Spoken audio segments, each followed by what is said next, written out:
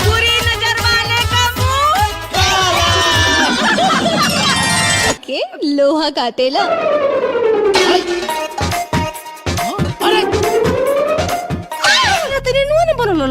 ए दुल्हन का तरकारी बनैली हुआ हो? परवल बनल बा। ए भगवान हमारा वजह सुन ले करे कि न मारता रहुआ के। बड़की बहू अरे भैया तो हमारी को तो आपने सुना ही होगा, उसका ट्रेलर भी बहुत पहले ही देख लिया होगा। तो जानिए कब और कहां देख सकते हैं इसको। रानी चटर्जी और काजल राघवानी की बेस्ट से भी बेस्ट फिल्म, पारिवारिक फिल्म, जिसे आप देखेंगे तो उसे छोड़कर नहीं हटेंगे। रानी चटर्जी और काजल राघवानी की भोजपुरी फिल्म बड़की बहू छोटकी बहू को OTT पर रिलीज कर दिया गया है। इसमें काजल राघवानी देवरानी और जेठानी के रोल में रानी चटर्जी दिखाई दे रही हैं। भोजपुरी एक्ट्रेस काजल राघवानी और रानी चटर्जी की जोड़ी पहली बार पर्दे पर नजर आई थी। वो फिल्म है बड़की बहू और छोटकी बहू। बड़की बहू छोटकी बहू फिल्म को लेकर काफ़ी दिनों से चर्चा है। इसका ट्रेलर पहले ही सामने आ चुका है। इसे दर्शकों ने काफ़ी पसंद किया था। ट्रेलर में देवरानी जेठानी की खट्टी मीठी नोकझोंक देखने को मिली थी और ये फिल्म फैमिली ड्रामा मूवी है। भोजपुरी मूवी के लिए काफ़ी एक्साइटेड थे। ऐसे में अब इसे OTT पर स्ट्रीम कर दिया गया है। तो चलिए बताते हैं काजल और रानी की जोड़ी को आप किस OTT प्लेटफॉर्म पर देख सकते हैं। काजल राघवानी और रानी चटर्जी की भोजपुरी फिल्म बड़की बहू छोटकी बहू को 25 मई को OTT पर रिलीज किया गया था। भोजपुरी फिल्म को OTT प्लेटफॉर्म दंगल प्ले पर देख सकते हैं। इसकी जानकारी खुद रानी ने इंस्टा पर दी थी। उन्होंने लिखा था बड़की बहू और छोटकी बहू कैसी लगी। इसके साथ ही एक्ट्रेस ने फिल्म से करवा चौथ का एक गाना भी शेयर किया था। आपको बता दें कि फिल्म में रानी और काजल के अलावा अंशुमन सिंह राजपूत, जय यादव, मनोज टाइगर, किरण यादव और प्रेम दुबे भी हैं अहम भूमिका में।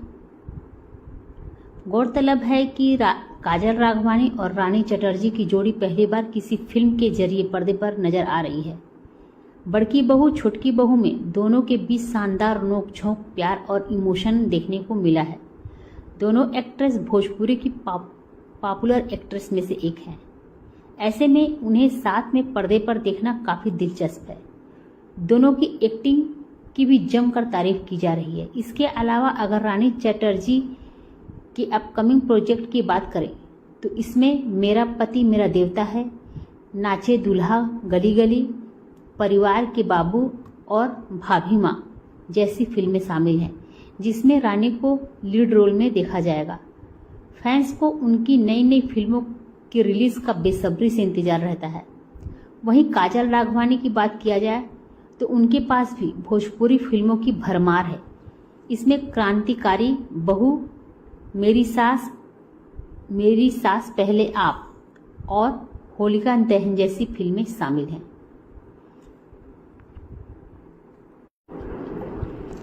क्या आप जानते हैं रानी चटर्जी और काजल राघवानी की फिल्म बड़की बहू और छोटकी बहू OTT पर धूम मचा रही है।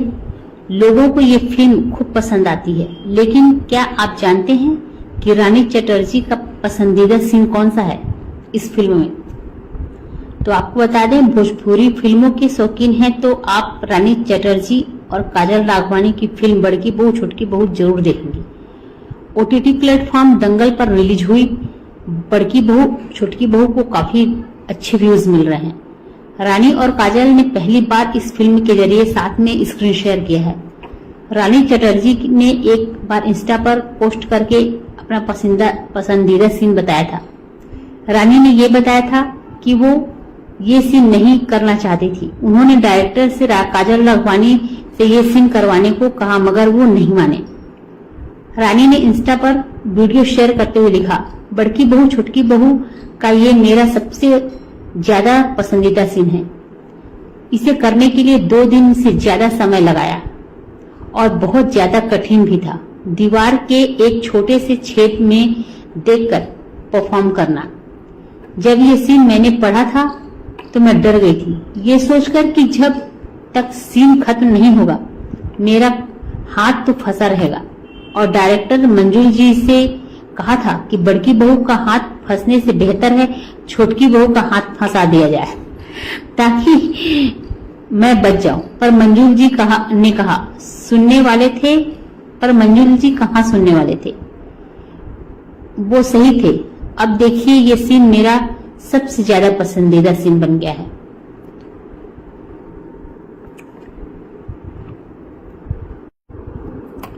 तो चलिए आपको बताते हैं इस फिल्म से जुड़ी कुछ और भी जानकारी। बड़की बहू छोटकी बहू भोजपुरी फिल्म की संपूर्ण जानकारी जैसे कि फिल्म का ट्रेलर, फिल्म की रिलीज डेट, स्टार कास्ट, निर्माता, निर्देशक, फिल्म की कहानी और गाने इत्यादि की जानकारी। बड़की बहू छोटकी बहू भोजपुरी फिल्म का ट्रेलर 30 अप्रैल को सुबह 9 बजे रंगीला यूट्यूब चैनल पर रिलीज किया गया था। श्री आद्य एंटरटेनमेंट के बैनर तले बन रही इस पारिवारिक फिल्म की रिलीज डेट अभी घोषित हो चुकी है। रिलीज डेट तो सबको पता है क्या थी, लेकिन एक पारिवारिक फिल्म होने के नाते ऐसा लगता है कि यह फिल्म टीवी पर ही रिलीज की जाएगी, क्योंकि टीवी पर ही ज्यादातर पारिवारिक फिल्में रिलीज की जाती हैं और टीवी के दर्शक ही इन जैसी फिल्मों को बहुत पसंद करते हैं। इस फिल्म में पहली बार काजल राघवानी और रानी चटर्जी साथ में काम कर रहे हैं। रानी और काजल के अलावा इस फिल्म में अंशुमन सिंह राजपूत और जय यादव मुख्य भूमिका में नजर आएंगे। इस फिल्म के अन्य कलाकारों में मनोज टाइगर, प्रेम दुबे, विद्या सिंह, स्वीटी सिंह और अन्य हैं। जितने भी कलाकार इस फिल्म में हैं, सब पारिवारिक फिल्में बनाने के लिए जाने जाते हैं और ऐसा लगता है कि यह एक जबरदस्त पारिवारिक फिल्म होगी और है भी। इस फिल्म के निर्देशक हैं मंजुल ठाकुर, निर्माता हैं स्वयं मंजुल ठाकुर, मोनिका ठाकुर और विनय सिंह। फिल्म की कथा और पटकथा लिखा है मंजुल ठाकुर और अरविंद तिवारी ने। फिल्म में संवाद लिखे हैं अरविंद तिवारी ने, संगीतकार हैं ओम झा और गीत लिखे हैं अरविंद तिवारी व प्यारेलाल यादव ने। इस फिल्म की कहानी और गाने के बारे में अभी ट्रेलर के आने के बाद ही पता चला है, लेकिन फिल्म के नाम से और सोशल मीडिया पर फिल्म की शूटिंग की फोटो और वीडियो से इस फिल्म की कहानी के बारे में अंदाजा लगाया जा रहा है। फिल्म में बड़ी बहू है रानी चटर्जी, जो कि जय यादव की पत्नी बनी है। अपने परिवार को एक सूत्र में बांध कर रखती हैं, लेकिन फिर आ जाती है जब छोटी बहू यानी काजल राघवानी, जो कि परिवार में कलह करवाती हैं और फिर इन्हीं छोटी छोटी घटनाओं पर यह फिल्म आधारित है। तो जैसा कि फ्रेंड आपने देखा, आपने रिव्यू पढ़ा, इस फिल्म में बड़की बहू छोटकी बहू में कौन कौन कैरेक्टर हैं, कौन कौन किरदार हैं। अब फिल्म की स्टोरी की तरफ नज़र डालते हैं। तो फिल्म की स्टार्टिंग्स में ही आपने देखा दो बूढ़े बुढ़िया लड़ रहे हैं आपस में। तो वो कोई और नहीं है, वो हस्बैंड वाइफ हैं जो आपस में लड़ रहे हैं, जो 22 सालों से अलग रहते हैं। दोनों की आपस में बनती नहीं है। तो उनके 2 बेटे हैं, एक का नाम है, यानी फिल्म में नहीं, उनका रियल नाम है, जिन्होंने उनके बेटे का किरदार निभाया है अंशुमन सिंह राजपूत, और छोटे वाले बेटे का किरदार निभाया है जय यादव ने। तो इन दोनों बेटों की में से एक जो छोटा वाला बेटा है, जो माँ के साथ रहता है, उसकी शादी अभी नहीं हुई है, लेकिन बड़ा बेटा जो अपने बाप के साथ रहता है, माँ बाप का बंटवारा हुआ, मतलब माँ बाप की आपस में नहीं बनी, इस वजह से दोनों बेटे भी अलग अलग हो गए। एक ने बाप का हाथ थाम लिया, एक ने माँ का हाथ थाम लिया, और कहानी यहीं से शुरू होती है। और दोनों जो घर एक ही है, लेकिन बीच से दीवार उठी हुई है, पूरा छत तक दीवार उठी हुई है, क्योंकि दोनों माँ बाप का जो आपस में पति पत्नी, उन दोनों का एकदम नहीं बनता। बहुत जमदार लड़ाई होती है, जैसे दयात पटीदार में होती है वैसी लड़ाई होती है, इसलिए दीवार बीच से उठी है। लेकिन जब माँ बाप का आपस में नहीं बनता, इसलिए दोनों भाई का भी आपस में नहीं बनता है। दोनों वो अपने माँ की साइड लेके लड़ता है और एक बेटा अपने बाप की साइड लेके लड़ता है। तो जो बड़ा बेटा जो अपने बाप के साथ रहता है उसकी शादी हो चुकी है, जिसकी वाइफ है रानी चटर्जी। अब छोटे बेटे की स्टार्टिंग से ही शादी का तैयारी होता है। ये फिल्म चालू होती है उसी समय से छोटे बेटे की भी शादी की तैयारी होती है। तो जो छोटे बेटे की माँ है वो अपने पूरे धूमधाम से अपने बेटे के लिए रिश्ता देखती है, रिश्ता पसंद भी करती है। कहीं ना कहीं जो दोनों के फूफा जो लगते हैं, जो दोनों लड़के के यानी ननद के हस्बैंड ने शादी लगवाई होती है जो छोटे वाले देवर की है। तो रानी चटर्जी अपने देवर की शादी में शामिल होना चाहती, उसका बहुत मन था, इसलिए क्योंकि वो कुंवारी थी तब भी अपने घर में माँ बाप की अकेली लड़की थी। उसे बहुत शौक था कि उसकी शादी होगी तो वो कहीं ऐसे घर में जाएगी जहाँ पास ननंद हो, देवर हो, देवरानी हो। लेकिन उसका ये सपना पूरा भगवान ने किया, लेकिन फिर भी पूरा नहीं हो पाया इन दोनों पति पत्नी की लड़ाई की वजह से। तो वो बहुत दुखी रहती थी इसी वजह से, और अपनी माँ से लड़ाई भी करती थी। अपनी माँ को फ़ोन लगाकर बोलती भी थी, तुमने मुझे कैसे घर में भेज दिया है जहाँ पास मैं इतना चाहती थी कि मेरे कोई छोटी ननंद हो, देवर हो, और यहाँ रह कर भी कोई नहीं है मेरा। तो माँ उसकी समझाती है, काजल रानी चटर्जी की माँ समझाती है कि बेटी चिंता मत करो, सब ठीक हो जाएगा। तो रानी चटर्जी कहती है, अच्छा रखो, फ़ोन रखो तो सब ठीक हो जाएगा। यहाँ भाई भाई दुश्मन बने पड़े हैं, इनको सब ठीक हो जाएगा लग रहा है, बोलकर फ़ोन काट देती है। इधर देवर की शादी की तैयारी एकदम जोर शोर से हो रही है, और जो दूल्हा मतलब छोटे वाले बेटे का जो बाप है वो एकदम चिढ़ रहा है, क्योंकि उनके यहाँ सारे मेहमान आ जा रहे हैं। तो वो बहुत चिढ़ रहा है और गुस्सा कर रहा है, अपनी बीवी से लड़ाई झगड़ा, उस बीच भी कई बार लड़ाई झगड़ा कर लिया। लेकिन जो बहू है रानी चटर्जी वो छुप छुप कर सब शादी का देख रही है, सारा फंक्शन छुप छुप कर देखती है, छुप के नाच भी लेती है। जब गाना बजाना होता है तो छुप छुप कर छत पर नाच भी लेती है, लेकिन शादी में शामिल नहीं हो पाती। और शादी हो जाती है, बहू जो छोटी बहू आती है,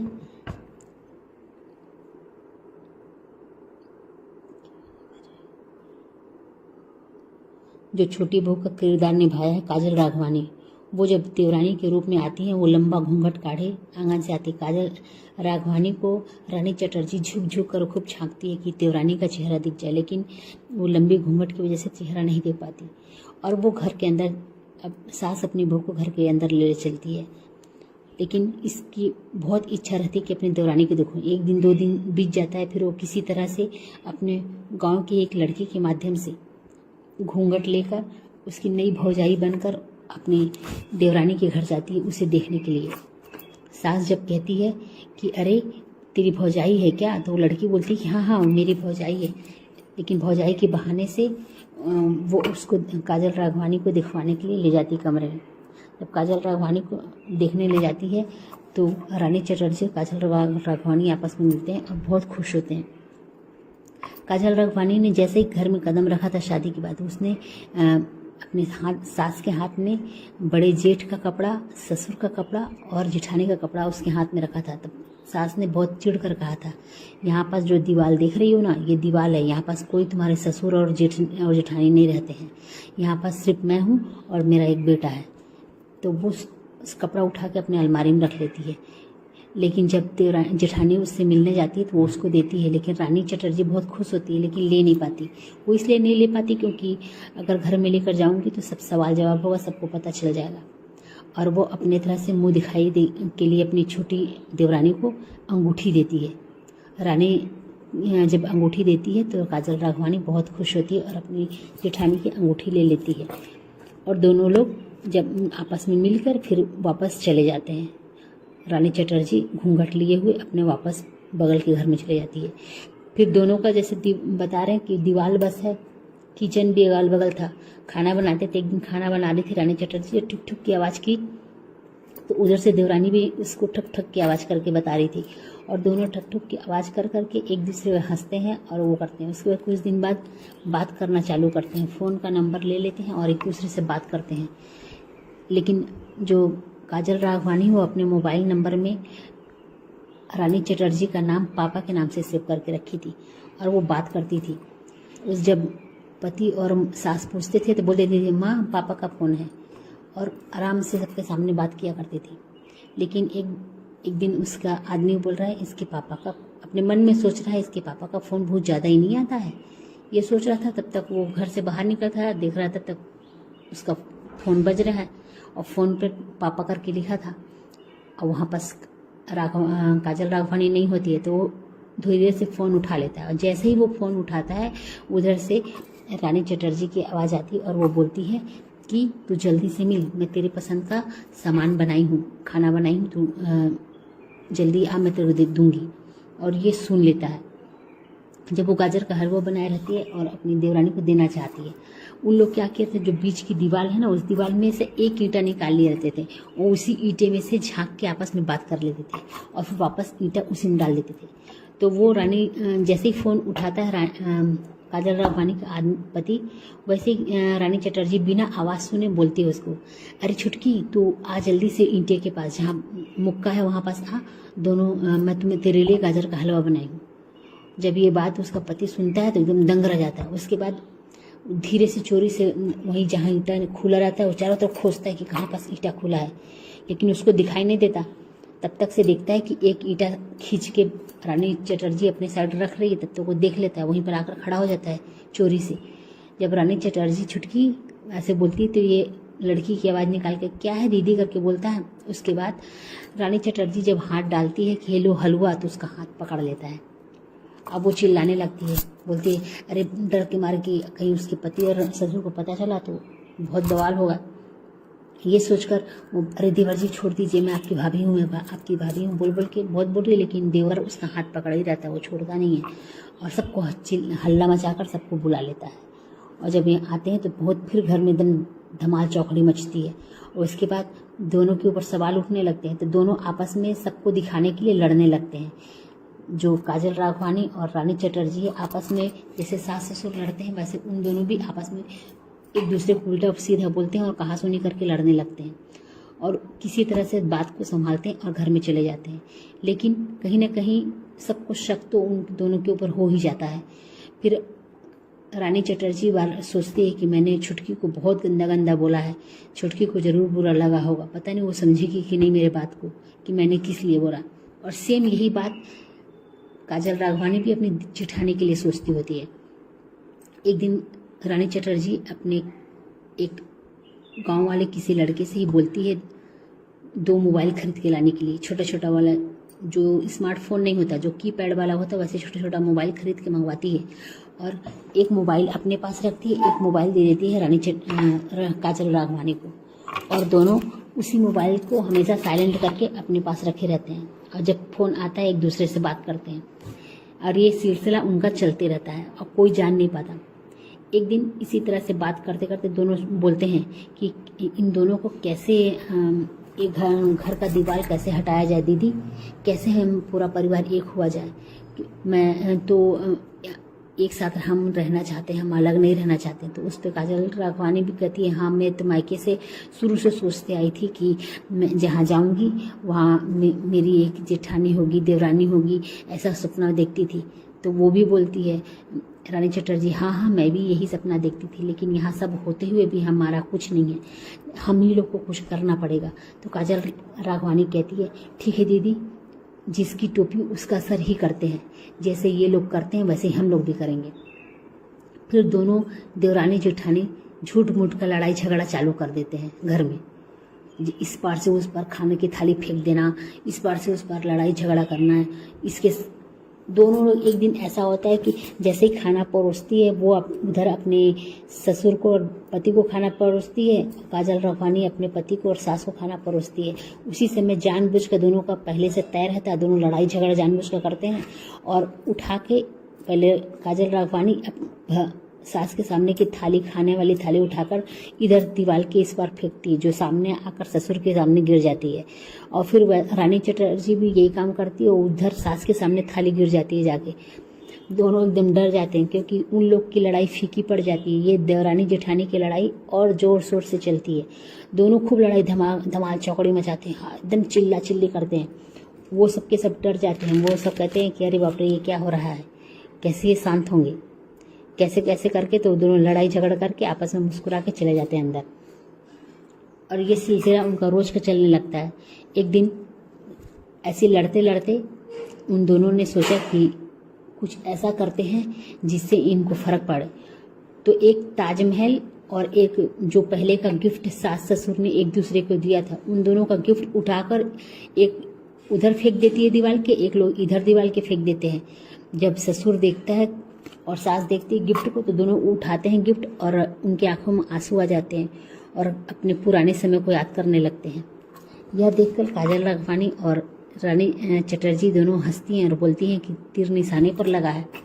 और इसी तरह से दोनों भाइयों को भी मिलाने के लिए दोनों ने यही सब चाल चली। दोनों भाइयों को भी एक मोबाइल लेकर अपने पति के गाड़ी में कहीं सेट कर देती है कि इन दोनों जो बात करेंगे वो सुनाई देगा।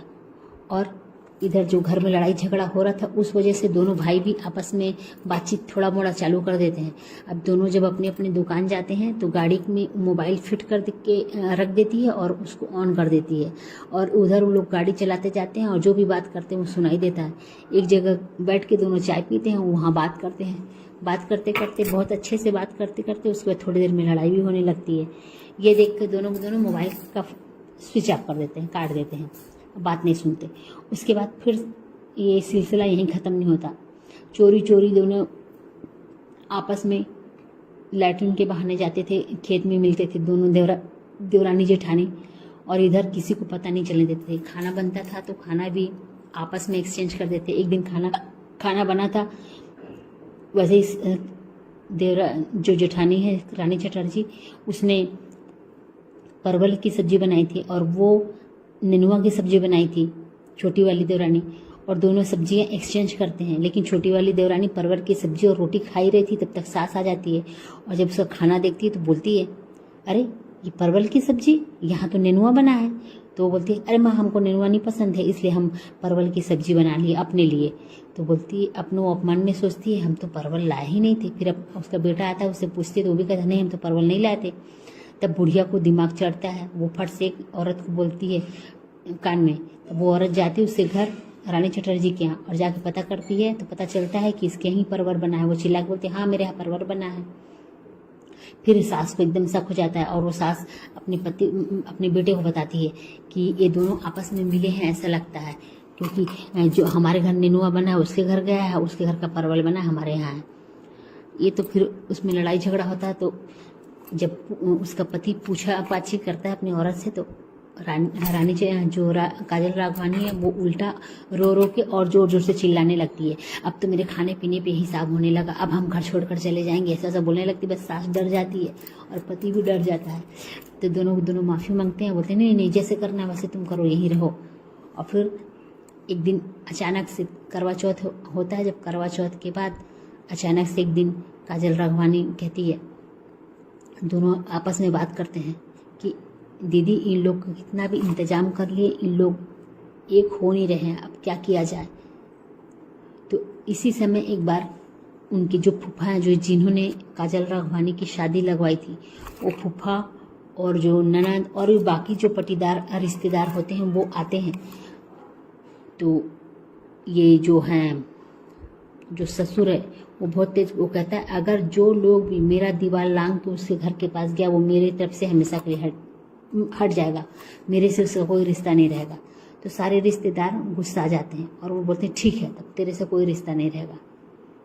और उससे सारा रिश्ता सब तोड़ के और जो सास है उस सड़के में सब लोग चले जाते हैं रिश्तेदार लोग। इसी तरह से चलते रहता, कुछ समय बीतता है। जब देवरानी जेठानी आपस में बात करती हैं कि अब कुछ करना है और दूसरा कुछ करना पड़ेगा, क्योंकि इस तरह से ये लोग मानेंगे नहीं।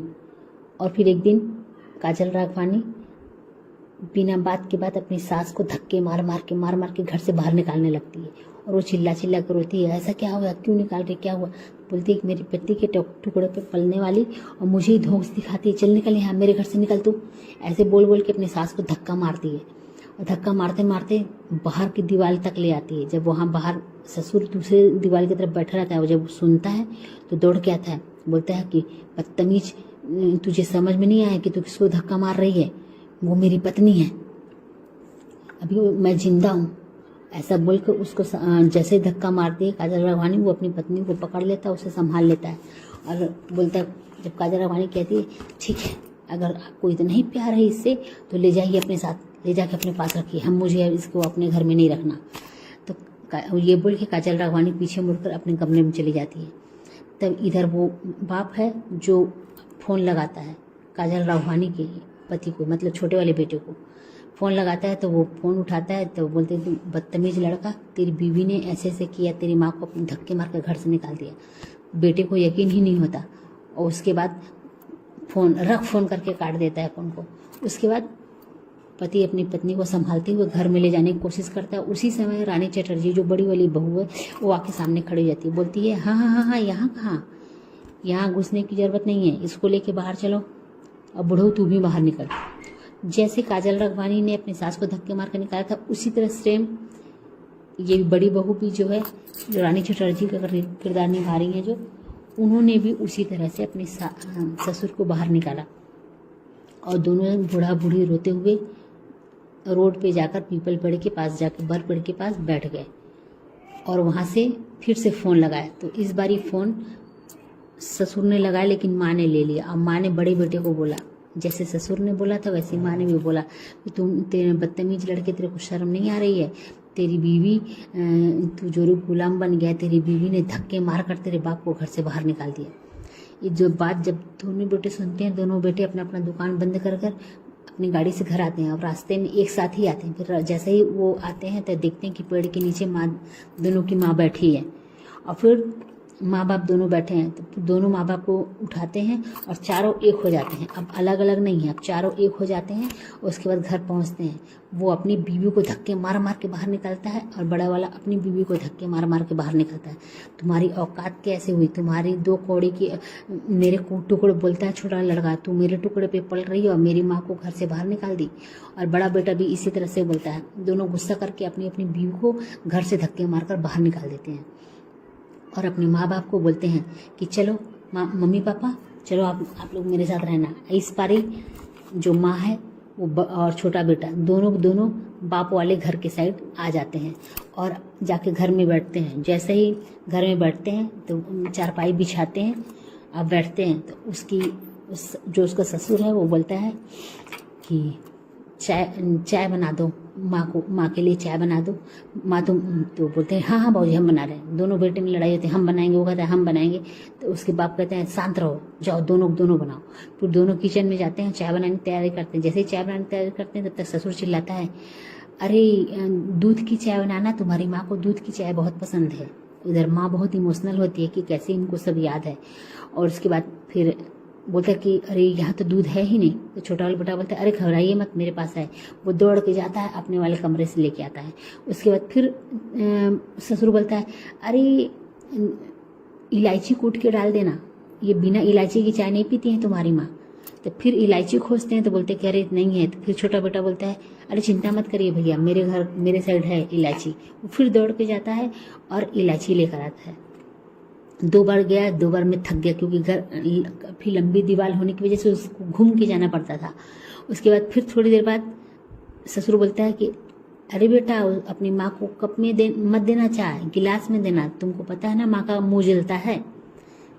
तब इधर माँ तो इमोशनल हो रही थी लेकिन उधर बेटा भी थक रहा था बेचारा, बार बार उसको उठ के जाना पड़ता था सामान लेने के लिए।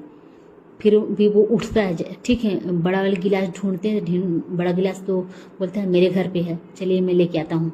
जैसे ही जाने लगता है तब तक माँ बोलती है अगर ये दीवार नहीं होता तो बार बार मेरे बेटे को घूम घूम के उधर से जाना नहीं पड़ता। तो ससुर बोलता है तो क्या करें, दीवार गिरा दें। फिर आपस में मिलकर दोनों दीवार को तोड़ के गिराने लगते हैं। जब 2-4 ईंटा दीवार गिरता है तब तक देखते हैं सारे रिश्तेदार, जिसको वो बोला था कि मेरे घर जो इधर जाएगा वो मेरे घर नहीं आएगा, जो ससुर ने बात की थी कि जो भी इनके तरफ जाएगा अपनी पत्नी की तरफ वो मेरे साइड से रिश्ता खत्म कर लेगा। वो सारे रिश्तेदार दीवार के उस पार खड़े थे। उन लोग जब दीवार ईंटा टूटता है उसके बीच से जब सारे रिश्तेदार दिखते हैं तो उन लोग उसको ताना भी मारते हैं, क्यों भाई तुम तो कह रहे थे कि तुम्हारे साइड जो आएगा वो जो इधर आएगा वो तुम्हारे साइड नहीं जाएगा, तुम तो खुद ही उधर चले गए। तो फिर सब मुस्कुराते हैं, कुछ बोलते नहीं है। फिर उसके बाद आपस में सब जो बातें होती रहती हैं, उसके बाद वो बोलता है कि तुमको समझ में आया, बड़की बहू कहाँ है, छोटकी बहू कहाँ है, ऐसे पूछते हैं उन लोग। तो वो बोलते हैं कि बड़की बहू छोटकी बहू को दोनों को धक्के मार कर निकाल दिया गया। क्यों? तो उन्होंने मेरे माँ बाबूजी को घर से बाहर निकाला। उनकी इतनी बड़ी हिम्मत कि उन्होंने मेरे माँ बाबूजी को धक्के मार के इस घर से बाहर निकाला, तो हमने भी उन्हें घर से बाहर निकाल दिया। यह बोलकर जब वो बात करते हैं तो जो बूढ़ो फूफा होते हैं, वो फूफा बोलते हैं कि तुम लोगों के आपको पता चला कि इतने समय से जो 22 साल से तुम लोग अलग अलग रह रहे हो, बीच में दीवार खींची हुई हो, वो 22 साल का नफरत आज एक बैग कैसे खत्म हो गया। तो सब लोग एक दूसरे की तरफ देखते हैं, बोलते हैं कि जैसे यानी को पता नहीं चला कि ऐसा क्या बोल रहा जा रहा है। तो बोलते हैं कि इस सब के पीछे तुम्हारी बड़ी बहू और छोटी बहू का हाथ है, वो शुरू से एक होना चाहते थे। सारी बात फूफा बताते हैं उसके, और फिर उन लोग को अपनी गलती पे पछतावा होता है। वो सोचते हैं कि अरे हाँ, ये तो सही बोल रहा है, और गलती का पछतावा होता है। तब फिर वो सोचते हैं दोनों लोग कि चलो अपने बहुओं को लेते हैं। तो फूफा कहते हैं अरे कहीं जाने की ज़रूरत नहीं है, तुम्हारी बहुएं यहीं हैं। और वो लोग पीछे हटते हैं तो बहुएं पीछे से आगे आती हैं, और उन दोनों को सास ने अपने गले लगा लिया। और ये है पिक्चर की पूरी स्टोरी। कहने का मतलब ये पिक्चर में एक तरह से देखा जाए तो कोई स्टोरी नहीं है। मेरा तो रिव्यू यही है कि इस पिक्चर में कोई स्टोरी नहीं है। हाँ, बस ये है कि आप देखते रहोगे, बोर नहीं लगता। स्टोरी नहीं है इन द सेंस ये है कि आपको सारी कहानी वहीं इर्द गिर्द बस कुछ नहीं, बस देवरानी जेठानी कैसे सास ससुर लड़ रहे हैं तो कैसे एक दूसरे से जुड़ना है, बस यही। इसको यानी इजीली किसी से आप शेयर कर सकते हो। कोई ऐसा टॉपिक नहीं जो आप भूल जाओ। तो स्टोरी कुछ है नहीं, बस 2 घंटे की पिक्चर बननी थी, 2 घंटे की पिक्चर बन गई है गानों वानों के साथ मिलाकर। कुल मिलाकर यही कहा जाएगा कि हाँ, इंटरटेनमेंट है। आप देखोगे तो आपको बोर नहीं लगेगा। स्टोरी के नाम पे बोलोगे तो स्टोरी तो कुछ नहीं है, लेकिन देखोगे तो बोर नहीं लगेगा। आप देखकर पिक्चर हॉल से भी ये लगेगा कि हाँ चलो मेरा पैसा बर्बाद नहीं हुआ, देखकर चले आएंगे।